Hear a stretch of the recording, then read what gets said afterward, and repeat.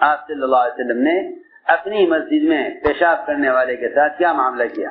غلطی ہوئی، ایک آدمی نے مسجد میں پیشاب کر دیا، صحابہ دوڑے روکنے کے لیے، صحابہ دوڑے روکنے کے لیے، صحابہ دوڑے روکنے کے لیے، فرمایا چھوڑ دو اس کو، پیشاب کرنے دو، اس کو چھوڑ دو، پیشاب کرنے دو۔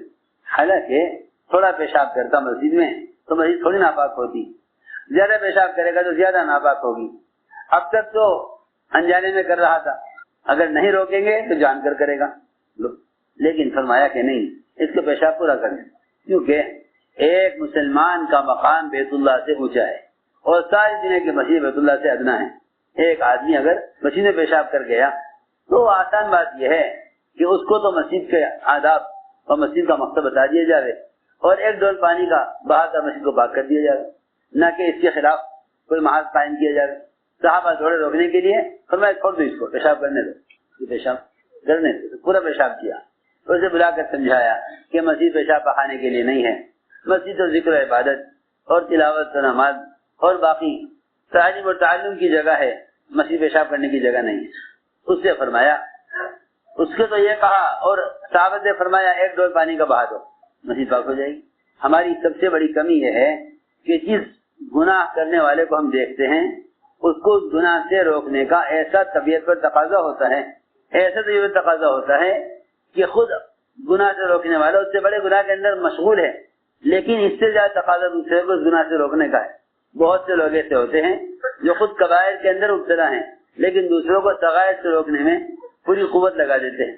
میری بات یاد رکھو، منکر سے روکنا، کسی کو منکر سے روکنا، کہ منکر سے روکنے کا طریقہ یہ ہے کہ اس کو منکر بتلا دیا جائے کہ بھئی یہ منکر ہے۔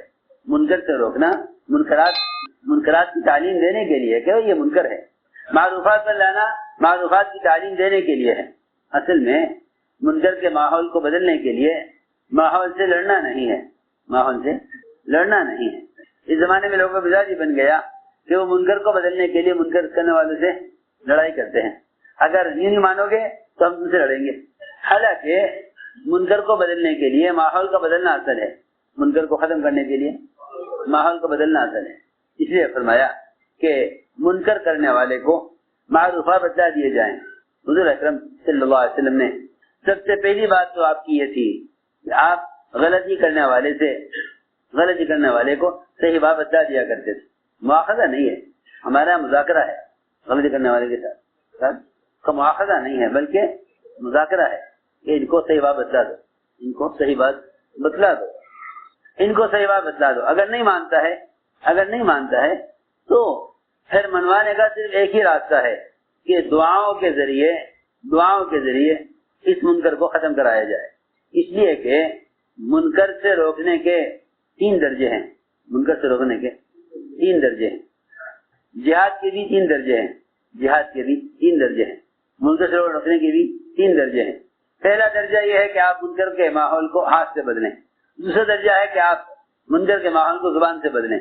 لیکن اگر ہاتھ اور زبان سے منکر آپ نہیں بدل سکتے تو آپ ہاتھ سے بھی چھوڑ دیں، زبان کو بھی چھوڑ دیں۔ پھر تیسرا آخری درجہ یہ ہے کہ آپ اس منکر کو اپنے دل سے بدلیں، اپنے دل سے بدلیں۔ کیا مطلب دل سے بدلیں؟ آپ منکر کے ماحول کو دل سے بدلیں۔ دل سے بدلنے کا کیا مطلب ہے؟ کہ دل سے بدلنے کا مطلب یہ ہے کہ تنہائی کی دعاؤں کی قوت کو استعمال کریں منکر کو ختم کرانے کے لیے۔ ہمارا حال یہ ہے کہ منکر کرنے والوں کی تنہائی میں غیبت تو کریں گے، فلاں نے یہ کیا، فلاں نے یہ کیا، فلاں نے یہ کیا، حالانکہ منکر کرنے والے کی تنہائی میں غیبت نہ کرو، ورنہ تم اس سے بھی زیادہ اللہ کے یہاں بڑے مجرم قرار دیے جاؤ گے۔ کیونکہ منکر کرنے والا اتنے بڑے گناہ میں نہیں، اتنے بڑے گناہ میں منکر کرنے والے کی غیبت کرنے والا ہے۔ منکر کرنے والا اتنا بڑا، یہ تمہیں کیا بتاؤں، زنا کرنے والے سے زیادہ برا آدمی زنا کی خبر کرنے والا ہے، کیونکہ زنا اتنا بڑا منکر نہیں جتنا بڑا منکر غیبت ہے۔ غیبت زنا سے بڑا منکر ہے، صحیح حدیث میں ہے، اشد من الزنا، کہ غیبت زنا سے زیادہ شدید ہے۔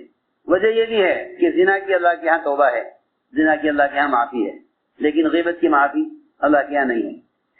تو بجائے لوگ تنہائیوں میں غلط کرنے والوں کے لیے دعائیں مانگنے کے تنہائیوں میں ان کی غیبتیں کرتے ہیں. حالانکہ جس آدمی کو زبان اور ہاتھ کے استعمال سے منکر کو نہ بدل سکے وہ اس کو چاہیے کہ منکر کو بدلنے کے لیے دل کو استعمال کرے. فَلْيُغَيِّرْهُ بِقَلْبِهِ إِن لَّمْ يَسْتَطِعْ فَبِلِسَانِهِ إِن لَّمْ يَسْتَطِعْ فَبِقَلْبِهِ.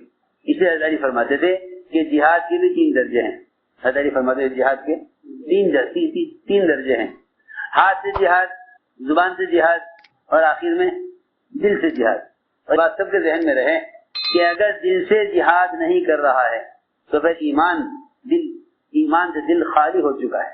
اس لیے حدیث میں فرمایا سب سے کمزور ترین ایمان، سب سے ضعیف ایمان اس شخص کا ہے، سب سے زیادہ ضعیف ایمان اس شخص کا ہے جو منکر کو دل سے بدلے. جو منکر کو دل سے بدلے اس کا ایمان سب سے زیادہ کمزور، سب سے ادنا درجے کا ایمان اس شخص کا ہے جو منکر کو دل سے بدلے. وذالک اضعف الایمان. بعض روایتوں میں ہے کہ اگر وہ دل سے اس منکر کو نہیں بدلتا ہے، اگر وہ دل سے اس منکر کو نہیں بدلتا ہے تو فرمایا کہ پھر اس کے دل میں رائی کے ذرے کے برابر بھی اس کے دل میں ایمان نہیں ہے. پھر اس کے دل میں ایمان نہیں. تو میں نے عرض کیا کہ غلط کرنے والوں کے ساتھ کیا معاملہ کیا جائے، غلط کرنے والے کے ساتھ کیا معاملہ کیا جائے. حضور اکرم صلی اللہ علیہ وسلم بڑی سے بڑی غلطی کر جانے والوں کے ساتھ سب سے پہلا معاملہ آپ کا یہ ہوتا تھا کہ آپ اس کے ساتھ نرمی اور شفقت کا معاملہ فرماتے اور درگزر فرماتے. کیا کرتے؟ درگزر کرتے تھے، درگزر فرماتے اور غلطی کرنے والے کے عذر کو قبول کرتے، غلطی کرنے والے کے عذر کو قبول کرتے.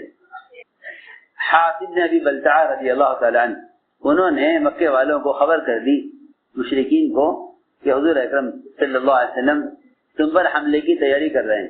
یہ بہت بڑی غلطی ہوئی، یہ بہت بڑی غلطی، بہت بڑی غلطی. اللہ نے بتلا دیا کہ حاطب نے خط لکھا ہے مکے والوں کو، آپ خط منگوائیے. وہ خط ابھی راستے ہی میں تھا، ایک عورت وہ خط لے کر جا رہی تھی. آپ نے صحابہ کو بھیجا، وہ گئے عورت سے ملے راستے میں، اس سے خط لیا، خط کھلا حاطب کی طرف سے مکے والوں کے نام. حضرت نے فرمایا جی یہ تو منافق ہے. میں کہ نہیں اس کو منافق نہ کہو، آپ دیکھیے تو صحیح، اس نے آپ کا راز کھول دیا مشرکین پر. پوچھا حاطب یہ تم نے ایسا کیوں کیا، ایسا تم نے کیوں کیا؟ آج کیا گیا رسول اللہ کی مزہ آپ کے ساتھ حق ہے، اللہ کی مزہ آپ کے ساتھ حق ہے، آپ کو نقصان نہیں ہو سکتا.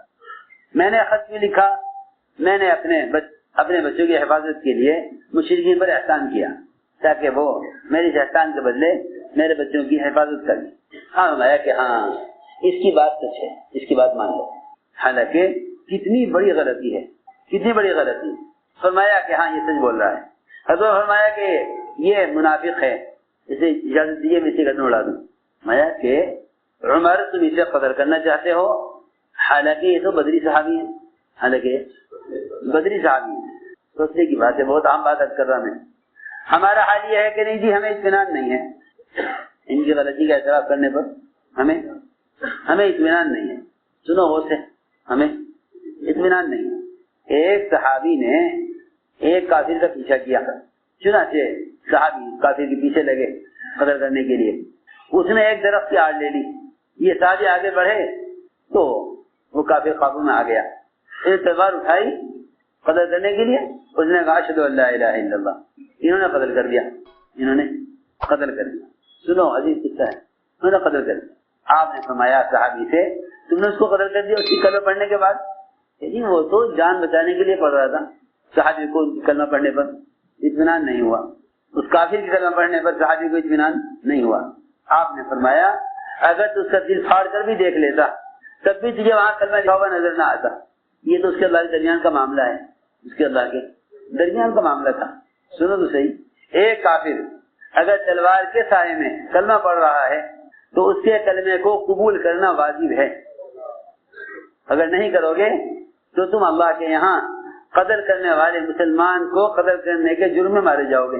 سوچے تو صحیح، وہ کافر جو کلمہ پڑھ کے جنت میں جائے گا اور تم اس کافر کو اس مسلمان کو کافر سمجھ کے قتل کرنے کی وجہ سے جہنم میں جاؤ گے.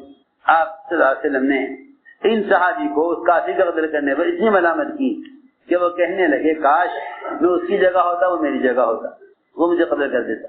یعنی جس کافر کے کلمہ پڑھنے پر صحابی کو اطمینان نہیں ہو رہا، اب ملامت کے بعد اور آپ کے ملامت کرنے کے بعد خود نہ کرے کاش اس کافر کی جگہ ہوتا، کاش میں اس کافر کی جگہ ہوتا، کاش اس کافر کی جگہ ہوتا.